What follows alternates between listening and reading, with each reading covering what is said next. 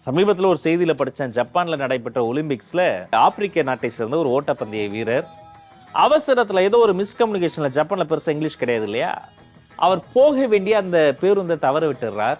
ஆனா ஓட்டப்பந்தயத்துல அவருடைய பேரை வாசிக்க போறாங்க. ஒவ்வொரு நொடியும் முக்கியம். அப்ப பாஷை தெரியாத ஊர்ல, பாதை தெரியாத அவருடைய வாழ்வுல இவருடைய சூழ்நிலையை புரிந்து கொண்டு ஒரு ஜப்பானியர் ஒரு உதவி செய்து அவசரமாக ஒரு வண்டியில ஏற்றி அனுப்பி இருக்கிறார். ஒரு ஓட்டப்பந்தயத்துல ஓடி கடைசியில பதக்கமும் வாங்கிறாரு. வாங்கிய பின்னர் அந்த பதக்கத்தை தன்னுடைய நாட்டிற்கோ தன்னுடைய வீட்டுக்கோ அதை டெடிகேட் பண்ணாம, எனக்கு கடைசி நேரத்துல உதவி செய்தாரு அந்த ஜப்பானியர், அவர் அந்த உதவியை செய்யலன்னா இந்த பதக்கம் எனக்கு வந்திருக்குமா, அவருக்கு இதை டெடிகேட் செய்தேன்னு சொன்னதோடு இல்லாம அவரை தேடி கண்டுபிடிச்சு அவரோடு சேர்ந்து நேரில் பார்த்து நன்றி சொல்லி அதை ஒரு போட்டோ எடுத்திருந்தார். இந்த மாதிரி செய்திகள்லாம் படிக்கும் போது இவங்க தான் என் மனுஷங்க, இதான் என் வாழ்றது. ஆனா யார் அன்போட வாழ்றாங்களோ அந்த அன்பின் பாதை தான் அவர்களுக்கான உயிர் நிலை.